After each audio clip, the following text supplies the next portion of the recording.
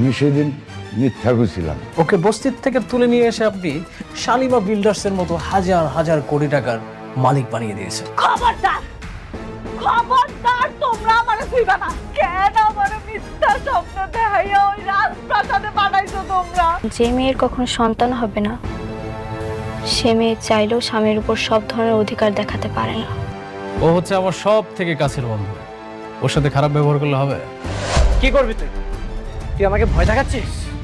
তার মানে অনেক যা কইতাছে এই সব কিছু সত্যি? এই অনিক চৌধুরী সব বেঈমানদের মুখোশ টেনে ছিঁড়বেই। এটা তো আমরা দিই না, এটা শেষ করি।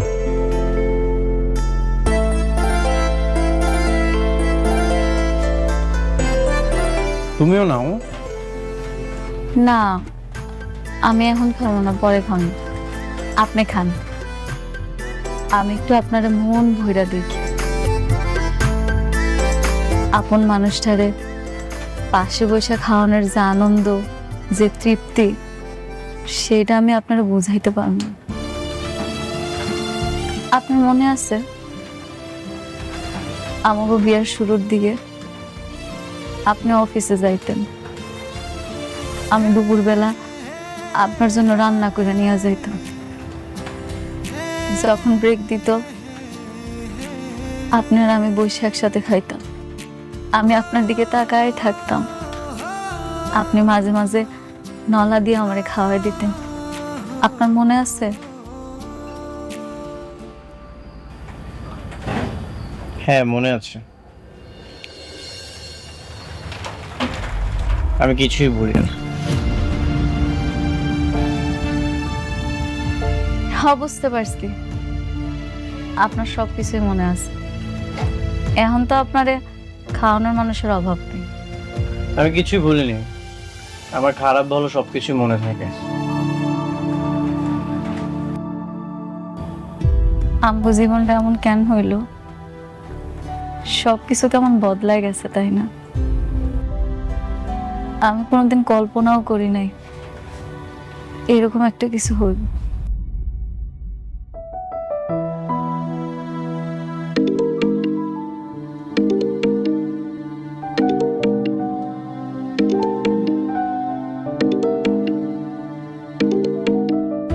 আপনি বৃষ্টির ফোনটা ধরেন না। আপনি আমার সামনে বৃষ্টির লগে কথা বলে আমি খুব কষ্ট পাব। কিন্তু বৃষ্টি তো টেনশন করবে। একটু পর তো আপনি চলেই যাবেন, এরপর না হয় কথা কইন।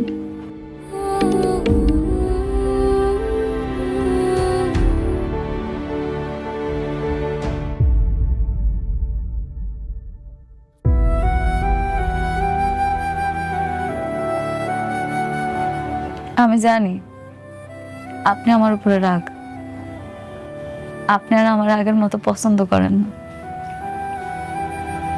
আমি হয়তো আর কখনো আপনার ভালোবাসার মানুষটা হইতেও পারব।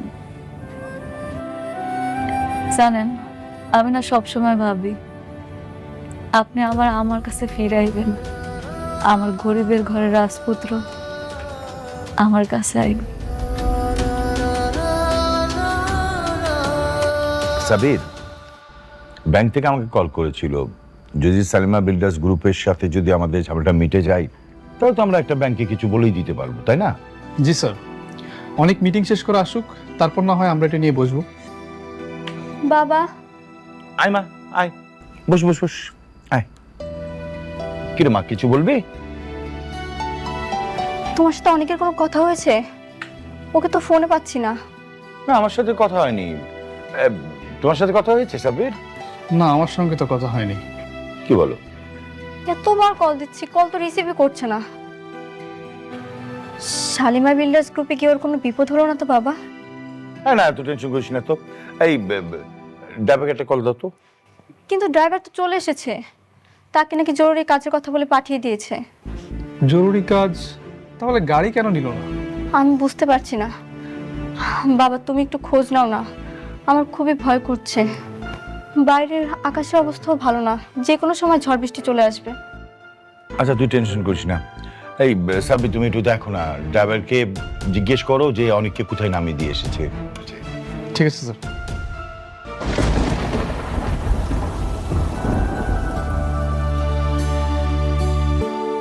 হ্যাঁ, বাইরে তো অনেক ঝড় বৃষ্টি হইতাছে, আবার বিদ্যুৎও চমকাইতাছে। আপনি গাড়ি পর্যন্ত যাইবেন কেমনে? আপনি পুরো ভিজে যাবেন। গাড়ি নাই। গাড়ি আনেন নাই? আপনার গাড়ি কই? গাড়িটা তো বৃষ্টির। গাড়ি নিয়ে এসেছিলাম কিন্তু বাসায় পাঠিয়ে দিয়েছি। যদি গাড়িটা থাকতো তাহলে তো বৃষ্টি জানতে পারতো, এই জন্য বাসায় পাঠিয়ে দিয়েছি।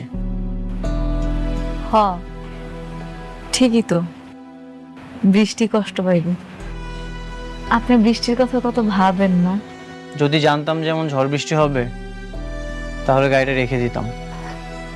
যেহেতু গাড়িটা আনো নাই, আজকের একটা থাইকা কালকে সকালে না হয় যাও বাবা। হ বাবা, এই ঝড় বৃষ্টির মধ্যে আজকে যাওয়ার দরকার নাই। তাছাড়া এখন গেলে হয়তো গাড়িগুলো পাইবা না, তার সাথে রাতটা থাইকা যাও। আপনি তো বৃষ্টির বিয়ার পর থেকে সবসময় ওর সাথেই থাকছেন, আমার সাথে কোনোদিন এসে থাকেন না। আজকের রাতটা এই ঝড়ের জন্য না হয় আপনি আমগাহানে থাইকা গেলেন। ঠিক আছে, আমি থাকবো। সত্যি থাকবেন?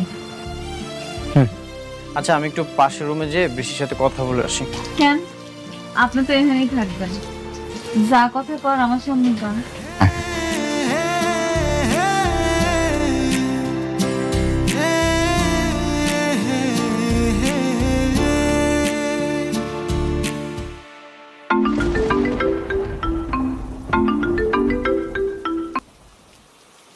হ্যালো অনিক, কোথায় তুমি?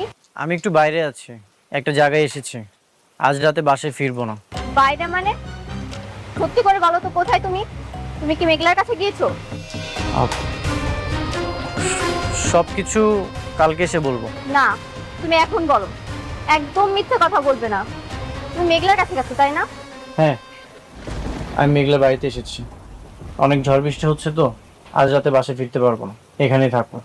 না, তুমি থাকবে না মেঘলার কাছে। তুমি এখনই বাসায় আসবে। বাইরে ঝড় বৃষ্টি হচ্ছে, আমি গাড়ি পাঠাচ্ছি। তুমি মেঘলার কাছে কোনো মতেই থাকবে না। তুমি রাতের মধ্যেই বাসায় চলে আসবে। না, গাড়ি পাঠানোর কোনো দরকার নেই। বললাম তো অনেক ঝড় বৃষ্টি হচ্ছে, সকালে চলে আসবো। তুমি কেন বুঝতে পারছো না? তুমি মেঘলার কাছে থাকলে আমি রাতে ঘুমোতে পারবো না। তুমি তাড়াতাড়ি চলে আসো প্লিজ। তুমি মেঘলার কাছে থাকতে পারবে না মানে পারবে না। তুমি এখনই আসো। সবসময় তো আমি তোমার সাথেই থাকি, আজ রাতটা না হয় এখানে থাকি। আর বললাম তো অনেক ঝড় বৃষ্টি হচ্ছে, সকালে চলে আসবো। তুমি কেন থাকবে ওখানে? দেখো, ঝগড়া করছো কেন? এত চিৎকার করতে তো কিছু নেই। আমি তো বললাম যে সকালে আসবো।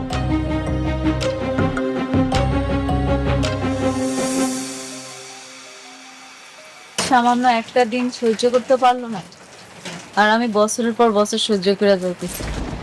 বৃষ্টি অনেক বাইরে গেছে, চলেন ভিতরে যাই।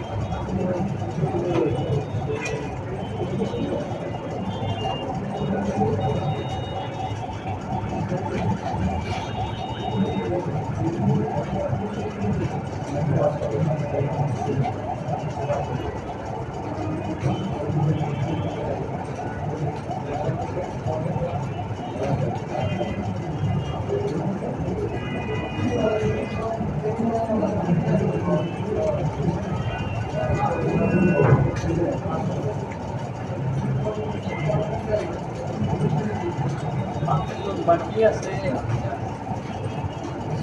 আপনি কি বুঝে করতে আছেন না ধরেন কিভাবে